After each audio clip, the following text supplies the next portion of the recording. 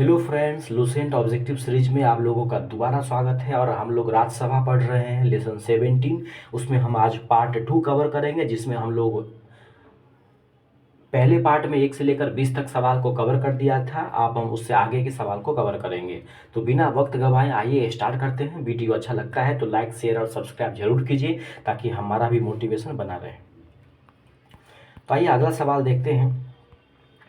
सवाल नंबर 21 कहता है, राज्यसभा के सदस्य जो है वो चुने जाते हैं कितने वर्षों के लिए? 6 वर्ष के लिए। राज्यसभा को ऊपरी सदन कहते हैं। राज्यसभा एक अस्थाई सदन है और ये 6 वर्षों के लिए चुनी जाती है। सवाल नंबर 22 कहता है,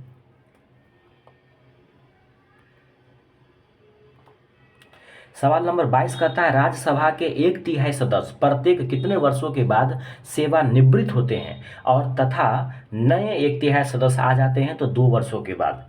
चूंकि राज्यसभा एक अस्थाई सदन है, ये कभी भंग नहीं हो सकता, इसका कार्यकाल 6 वर्षों का होता है, तो इसके 1/3 सदस्य प्रत्येक 2 वर्षों के बाद हटते हैं और उतने ही 1/3 सदस्य प्रत्येक 2 वर्षों में अंदर आते हैं, नए आते हैं। अगला है, क्या राष्ट्रपति लोकसभा की तरह राज्यसभा को भंग कर सकता है? बिल्कुल नहीं, क्योंकि राज्यसभा क्या है? अस्थाई सदन है ना। राज्यसभा क्या है? अस्थाई सदन है, इसको भंग नहीं किया जा सकता है। अगला कहता है, क्या राज्यसभा के सभी सदस्यों का निर्वाचन एक साथ होता है? नहीं भाई, प्रत्येक 2 वर्षों के बाद 1/3 सदस्य हटते हैं और 1/3 सदस्य आते हैं। तो राज्यसभा के सभी सदस्यों का चुनाव एक साथ नहीं होता है। 25 कहता है, लोकसभा की भांति राज्यसभा कभी भंग नहीं होती है, क्योंकि राज्यसभा के प्रत्येक राज्यसभा जो है प्रत्येक 2 वर्षों के बाद अपने 1/3 सदस्य को हटाती है और 1/3 सदस्य को अंदर लाती है। यानी राज्यसभा में प्रत्येक 2 वर्षों के बाद 1/3 सदस्य सेवानिवृत्त हो जाते हैं और 1/3 सदस्य जो है नए आ जाते हैं। 26 नंबर सवाल देखिए क्या कह रहा है।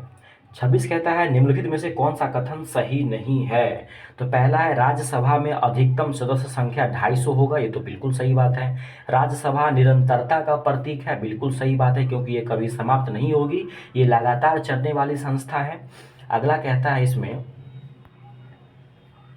कि राज्यसभा में प्रत्येक राज्य और संघ क्षेत्रों में सीटों का जो आवंटन है वो संविधान की 4वीं अनुसूची में दिया गया है। ये भी बात बिल्कुल सही बात है।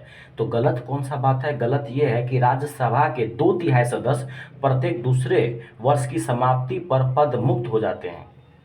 राज्यसभा के 2/3 सदस्य नहीं दोस्त, राज्यसभा के 1/3 सदस्य जो है वो प्रत्येक दूसरे वर्ष क्या होते हैं? सेवानिवृत्त हो जाते हैं। तो उम्मीद करते हैं ये बात आपको समझ में आ गया होगा कि राज्यसभा की अधिकतम जो सदस्य संख्या है वो 250 होगी। सही बात है। राज्यसभा निरंतरता का प्रतीक है। सही बात है। राज्यसभा का 2/3 नहीं, राज्यसभा के 1/3 सदस्य जो है वो 2 वर्षों के बाद सेवानिवृत्त हो जाती है। और राज्यसभा में जो सीटों का आवंटन है वो संविधान की 4वीं अनुसूची में दी गई है।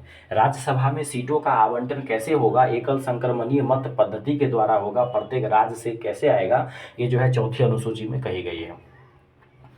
अगला कहता है, निम्नलिखित में कौन सा कथन सही है? तो देखिए क्या कर रहा है, राज्यसभा के सभी सदस्य जो है, राज्यसभा के सभी सदस्यों का निर्वाचन विधानसभाएं करती है। ये तो गलत बात है। राज्यसभा के सभी सदस्यों का निर्वाचन विधानसभाएं करती है। गलत। उपराष्ट्रपति राज्यसभा का पदेन सभापति होगा, अतः राज्यसभा का कोई सदस्य ही उपराष्ट्रपति के पद के लिए चुनाव लड़ सकता है। गलत है। अगला कहता है, लोकसभा और राज्यसभा में एक बात में अंतर है कि लोकसभा का निर्वाचन कोई भी प्रत्याशी भारत के किसी भी राज्य से लड़ सकता है, परंतु राज्यसभा का प्रत्याशी जो है सामान्यतः वही होना चाहिए जहां से वह प्रत्याशी बन रहा है। बिल्कुल सही बात है, इसका सही आंसर यही है।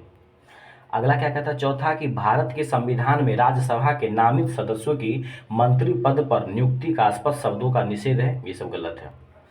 दोस्तों एक बार फिर से देखिए क्या कह रहा है। 27 में निम्नलिखित में कौन सा कथन सही है? तो कथन ये सही है कि लोकसभा और राज्यसभा में एक बात में अंतर है कि लोकसभा का निर्वाचन कोई भी प्रत्याशी भारत के किसी भी राज्य से लड़ सकता है, परंतु राज्यसभा का प्रत्याशी सामान्यतः वही होना चाहिए जहां से वह प्रत्याशी बन रहा है।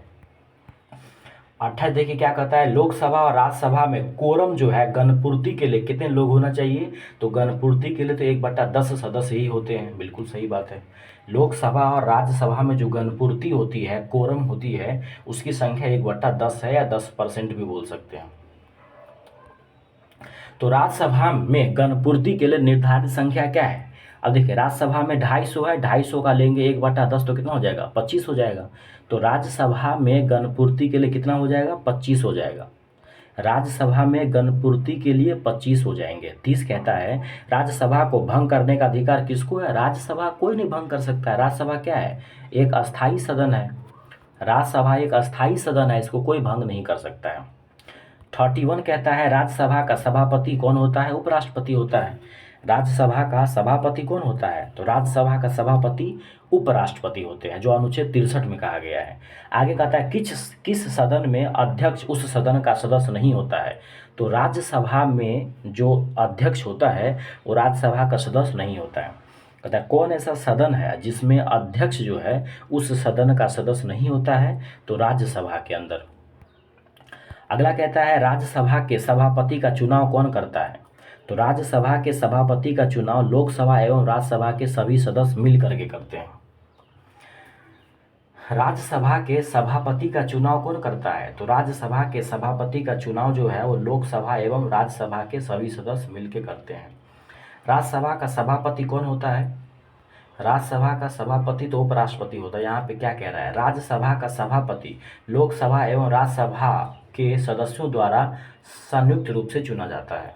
यानी राज्यसभा के सभापति का जो चुनाव है वो लोकसभा एवं राज्यसभा के सभी सदस्यों द्वारा चुना जाता है।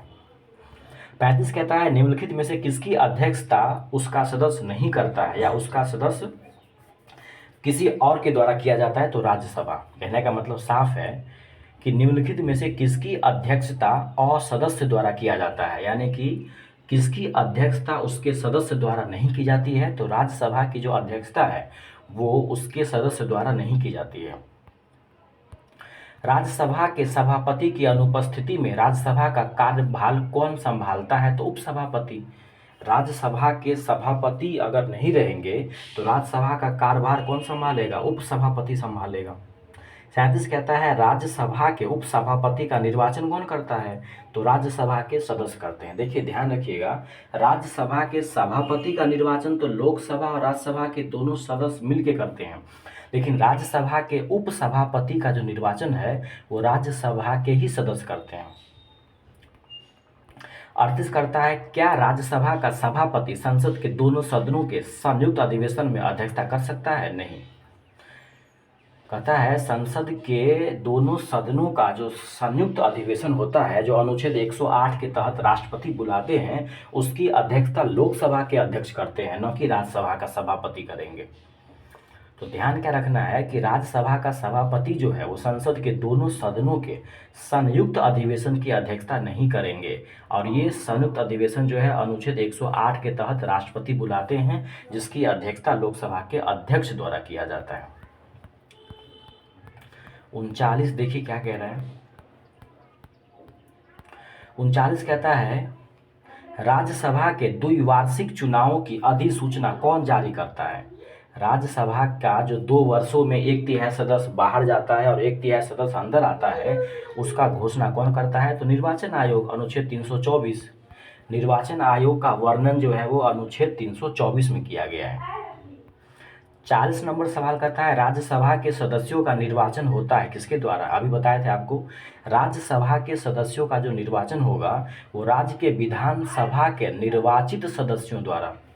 राज्यसभा के सदस्यों का जो निर्वाचन होता है वो राज्य के विधानसभा के निर्वाचित सदस्यों द्वारा। तो इस वीडियो में इतना ही, मिलते हैं अगले वीडियो में। तब तक अपना ख्याल रखिए, और वीडियो अच्छा लगता है तो चैनल को लाइक, शेयर और सब्सक्राइब जरूर कीजिए, ताकि मुझे भी मोटिवेशन मिलता रहे और हम जल्दी से सारे टॉपिक को ख़त्म कर दें, तो ताकि आप अपने आगामी एग्ज़ाम में कुछ बेहतर कर सकें। मिलते हैं अगले वीडियो में, तब तक नमस्कार।